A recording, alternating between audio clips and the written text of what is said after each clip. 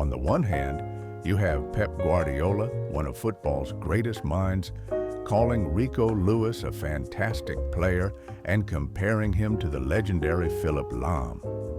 On the other, you have a growing chorus of fans calling him a liability and the worst footballer in the Prem. This is the great divide, the disconnect at the heart of a tactical enigma.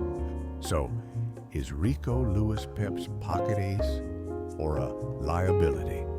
Welcome to the Tactical Lounge. Let's break it down.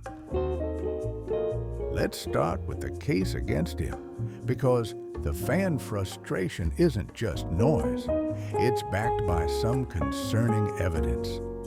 This season, Lewis has conceded a goal for every 54 minutes he's been on the pitch.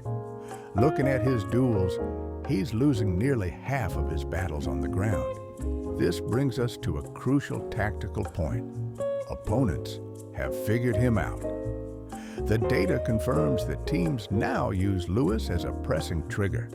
The moment the ball travels to him, the opposition swarms, knowing his lack of elite physicality makes him a prime target for turnovers. It's a systematic exploitation of a perceived weakness, and it's happening right in front of our eyes. The reality seems so clear, but what is the tactical vision Pep sees? For that, we have to look at a different set of numbers. Lewis's expected assists, or XA, which measures the quality of a player's chance creation, is in the 97th percentile. His pass completion is nearly 90%. He's a technically gifted, intelligent player. This profile is exactly what Pep was searching for years ago. He experimented with inverted fullbacks to support Rodri, but they were never quite right. Zinchenko was too controlling on the ball, while Cancelo was too attack-minded, often leaving Rodri isolated. Lewis, in theory, was the perfect balance, a supportive, positionally disciplined player who wouldn't overshadow his midfield anchor.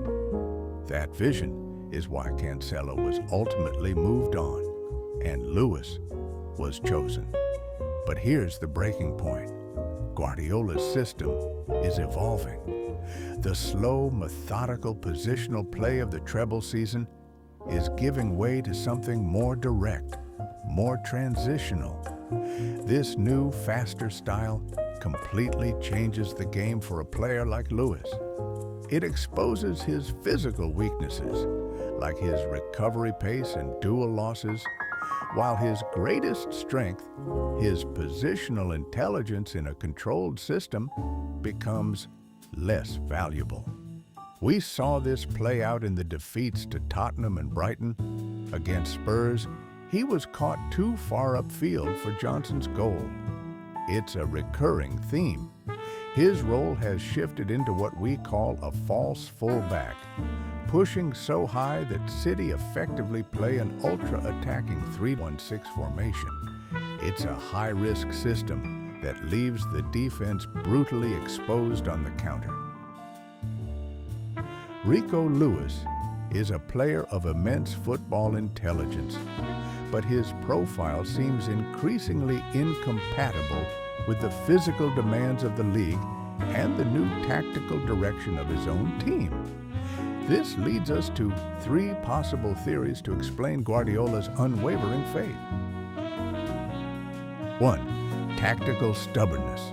Pep sees the ideal player for his philosophy and is unwilling to abandon that vision, even if the system around him has changed.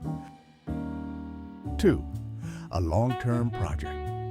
At just 20 years old, Guardiola may believe that with enough time and coaching, Lewis's weaknesses can be managed, and his intelligence will ultimately win out. Or 3. A lack of alternatives.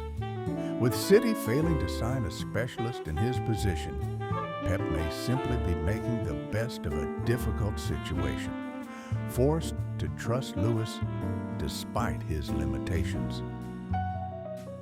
In the end, Pep's faith represents a fascinating battle between tactical idealism and physical reality. The question that will define both Lewis's future and City's season is whether this is visionary persistence or misguided stubbornness. And with that, our session in the Tactical Lounge comes to a close. See you next time.